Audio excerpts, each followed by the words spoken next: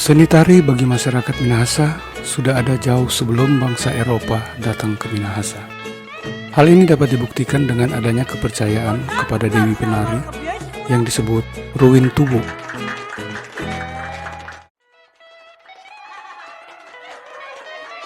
Pada tahun 1511, bangsa Portugis berhasil menguasai Malaka, dan pada tahun 1512 berlabuh di Ternate dan bekerja sama dalam bidang perdagangan rempah-rempah dengan kerajaan Ternate. Tidak lama kemudian bangsa Spanyol menyusul dan tiba di Pulau Tidore dan bekerja sama dengan kerajaan Tidore. Kedatangan Spanyol sangat mengganggu Portugis karena dianggap sebagai saingan dalam perdagangan rempah-rempah. Portugis pun memperluas daerah perdagangannya sampai ke Sulawesi Utara yang diikuti oleh Spanyol. Kehadiran kedua bangsa ini di tanah Minahasa disambut dengan ramah oleh penduduk setempat, sehingga terjadilah persinggungan adat, seni, budaya, dan agama. Spanyol dan Portugis yang pada saat itu datang untuk membeli hasil bumi di tanah Minahasa sangat bergembira karena mendapatkan hasil sangat banyak dan murah. Mereka pun mengajak penduduk Minahasa untuk merayakannya bersama dengan pesta yang meriah dan diramaikan dengan tarian yang dilakukan secara berpasangan antara pria dan wanita. Tarian ini kemudian disebut Tari Katrili. Tarian Katrili kemudian dikembangkan dan dipadukan dengan tarian Polones dan tarian polka, baik dari segi gerakan, formasi, dan kostumnya yang dibawa oleh bangsa Belanda pada awal abad ke-16. Tari Polones sendiri adalah tarian asli bangsa Polandia, dan tari polka adalah tarian asli bangsa Cekoslovakia yang pada masa itu sangat populer di Eropa. Perpaduan ketiga tarian ini kemudian disesuaikan dengan adat dan budaya Minahasa, sehingga menjadi bentuk tarian seperti yang kita lihat sekarang ini dan disebut Tari Katrili. Dengan demikian, Tari Katrili adalah tarian tradisional masyarakat Minahasa yang terbentuk dari perpaduan antara budaya Minahasa dengan tarian Portugis, Spanyol, dan kemudian Polandia dan Cekoslovakia.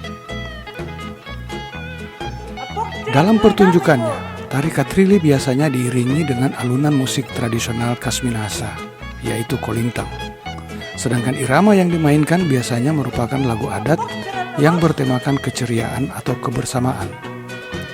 Seiring dengan perkembangan zaman, tarian ini mulai lebih sering diiringi dengan musik rekaman. Secara etimologi dan kemiripannya, Tari Katrili berasal dari bahasa Spanyol, La Quadrilla, atau bahasa Inggris, The Quadrille. Nama tarian yang terdiri dari 4 pasangan atau lebih yang populer di Eropa pada masa itu sampai saat ini. Tari Katrili sendiri sebenarnya merupakan tarian yang lebih bersifat hiburan, seremonial, pergaulan, dan sosial, sehingga sangat cocok ditampilkan pada acara yang bersifat hiburan atau perayaan. Dilihat dari fungsinya, Tari Katrili dapat dimaknai sebagai ungkapan rasa gembira dan bahagia dalam kehidupan sosial, dan dapat juga dimaknai sebagai tarian pergaulan antara pemuda dan pemudi dalam kasih kebersamaan. Tarian ini ditampilkan secara berpasangan antara penari pria dan wanita. Untuk jumlah penari biasanya terdiri dari 6 orang penari pria dan 6 orang penari wanita, serta seorang penari wanita atau pria yang menjadi pemimpin tari dan memberikan aba-aba. Pada awalnya aba-aba dalam berbahasa Spanyol atau Portugis, tetapi sejak kedatangan Belanda berubah menjadi bahasa Prancis. Dalam pertunjukannya, penari menari dengan gerakan yang lincah dan ekspresif dan diiringi oleh alunan musik pengiring. Gerakan dalam Tari Katrili biasanya lebih didominasi gerakan melenggak-lenggok penari dan gerakan saling mengikat jari kelingking secara berpasangan atau bersama dengan yang lainnya. Selain itu, penari juga menari dengan formasi yang berpindah-pindah atau berubah-ubah. Kostum yang digunakan para penari dalam pertunjukan Tari Katrili menggunakan busana bergaya Eropa. Para penari wanita menggunakan gaun panjang dan sepatu berhak tinggi. Untuk penari pria biasanya hanya menggunakan setelan jas, topi, dan celana panjang berwarna hitam. Walaupun merupakan tarian budaya campuran, Tari Katrili masih terus dilestarikan dan dikembangkan di Sulawesi Utara sampai hari ini.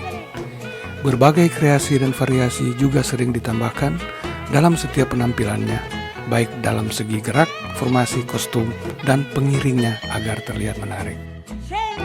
Tari Katrili ini juga masih sering ditampilkan di berbagai acara seperti pernikahan, penyambutan tamu, dan acara yang bersifat hiburan lainnya.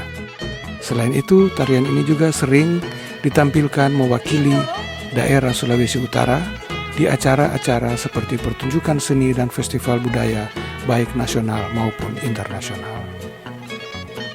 Leluhur nenek moyang kita telah memberikan contoh bagaimana mereka bisa menerima kebudayaan dan adat istiadat dari bangsa asing dan bersama-sama untuk mendapatkan kehidupan sosial yang lebih baik dan bersama-sama merayakan dalam penuh sukacita. Mari kita menjaga dan lestarikan budaya ini